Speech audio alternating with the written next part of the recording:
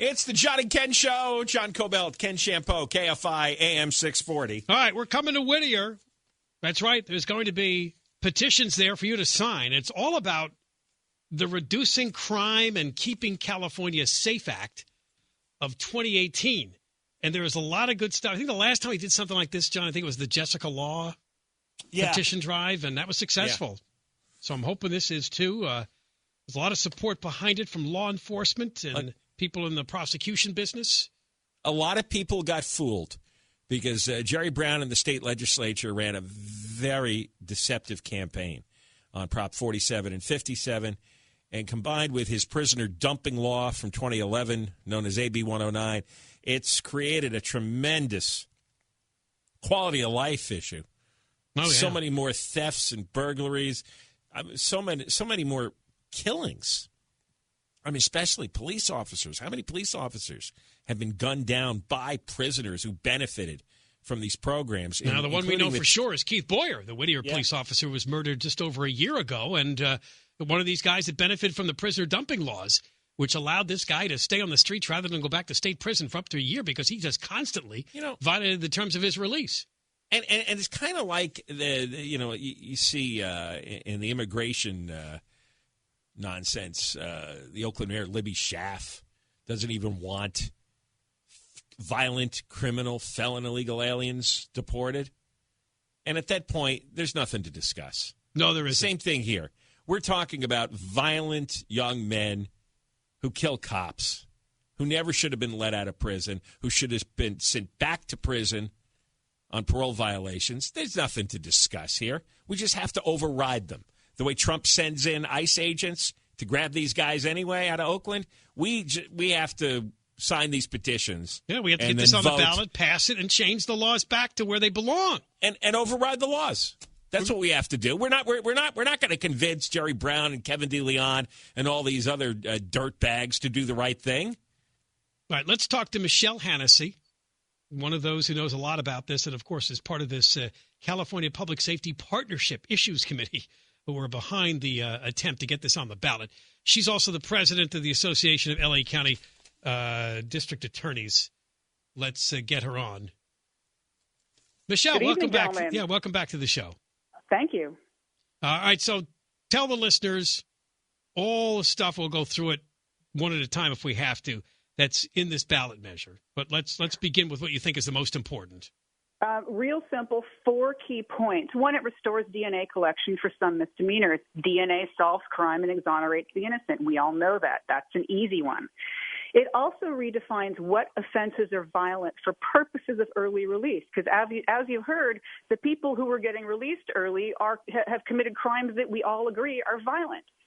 Things like rape of an unconscious person is not currently defined as violent. It also allows more serious punishment of serial thieves. It allows a third offense to be charged more seriously as a felony so that there's some actual repercussion for the person that goes out and steals day after day after day. And finally, it allows someone who's on this, what you call the prisoner dumping program, post-release community supervision, they must be referred back to a court for a third violation rather than just being given repeated flash incarceration, this 10 days in jail that is so ineffective under their probation release terms. Now, let's start with that one because, as it says here in your news release, suspect in Whittier police officer shooting death was arrested 5 times in the last 7 months. We're talking about Christopher Mejia, who killed Michael Mejia. Under the old system, what would have happened to Mejia somewhere along those lines when he gets rearrested 5 times? He would have gone back to prison for a year. With certainty? Well, based on his offenses, some of them were minor not reporting, but others were actually, I believe, new offenses, new criminal offenses. And yes, if he had been found in violation, he would have gone back to prison for a year. And instead, he got 10 days or less. Correct. And what's in the ballot measure is parole could be revoked for any parolee who violates the terms of his parole for the 3rd time. Well, it doesn't mean to be revoked. It just means they would have to go back in front of a judge instead of having probation, some probation officer in a cubicle somewhere make the decision. The person would have to appear before a judge, and they would be entitled to a hearing. And, of course, if they are found in violation, they'd face more serious consequences. but at least there is a member of the judicial system taking a look at it more closely.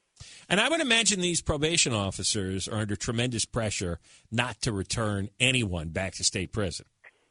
It's hard to know what's going on internally, but the probation department certainly did get dumped on out under AB 109. They really had a responsibility thrust upon them that they were not then prepared for, and it was very unfair to expect them to be able to suddenly supervise very high-risk released inmates when they'd previously been, supervising people in for petty thefts or straight possession of drugs for personal use. Now, it turns out that, because I think we talked about this, we may have talked about this with you, the legislature actually passed a bill, and it was led by Ian Calderon, who's an assembly member from Whittier, that was supposed to do something about this part of your ballot initiative that would get these parolees possibly returned to state prison rather than have them just continue to swing through the system with flash incarceration. As I recall, it passed unanimously, but Jerry Brown vetoed it. Yeah, there's been a number of bills that would have fixed any of these problems that went up, either got killed in committee or they got killed by the governor.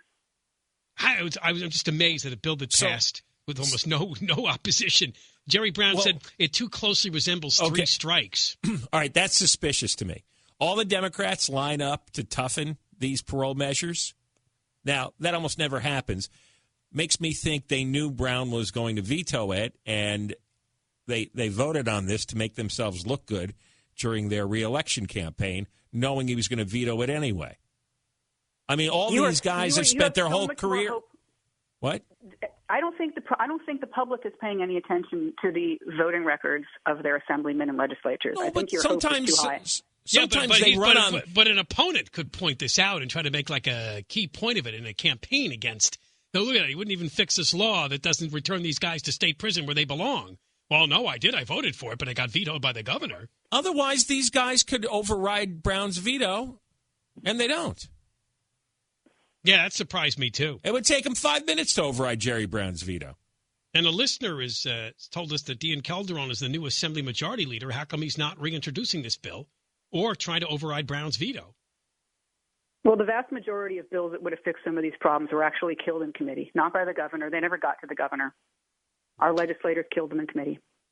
Now let's talk about the violent felony thing, which you pointed out under current law, crimes like rape of an unconscious person does not count to make these criminals ineligible for early release. What do we have like 23 at the moment that are on the list of serious violent felonies? There's a current short list of, 23, but it was never intended to relate to early release. Those were strikes is what they are. It was never intended to encompass every crime that the public would perceive as violent. And this was the criticism of Prop 57 the way it was written. We said you have to define who's nonviolent. If you don't define it, it's just going to fall back to this list, which wasn't intended for that purpose. And now this ballot measure is going to expand the list by how many crimes?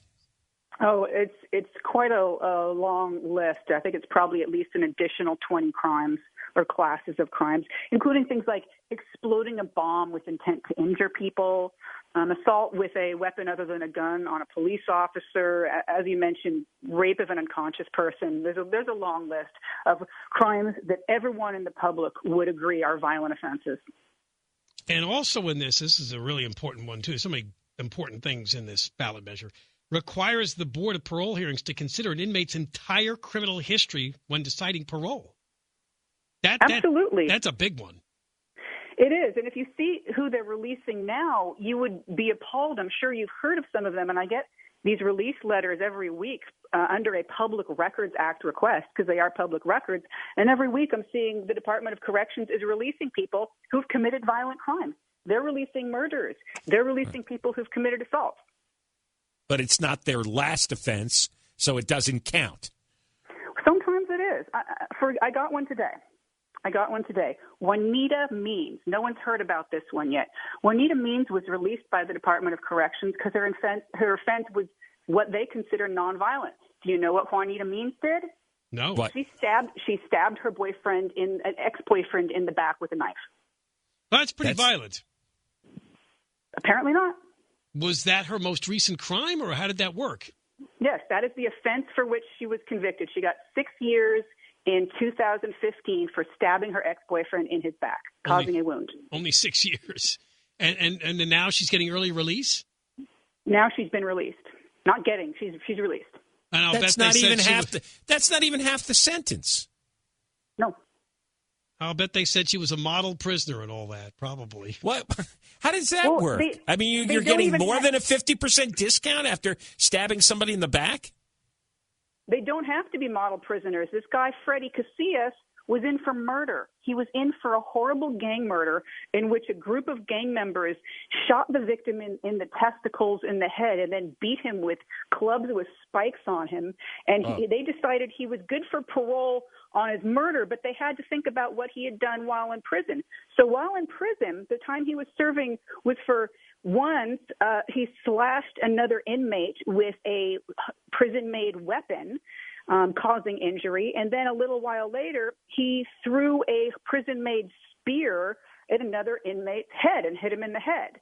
And they decided that Freddie Casillas, despite his conviction for murder and his subsequent convictions in prison for violent assaults with weapons on 2 additional inmates, was appropriate for release. What do you think the real motivation is for this?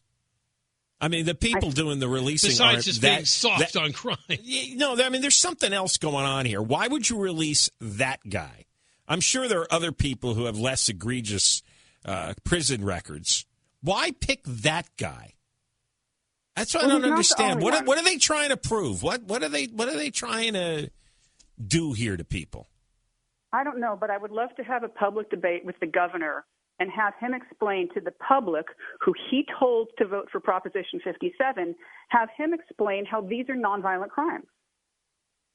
Time and time again, it seems like Jerry Brown is like trying to reverse the past. He just felt like too many people are going to prison for too long a time, and he feels like he has to fix it now. But you know something? You can make a case for somebody who maybe was put in prison for a long time for a relatively minor drug crime. But how do you make the case for that violent prisoner that you just described? There is no case. There is no case. No, not at all. There was no disproportionate sentencing there.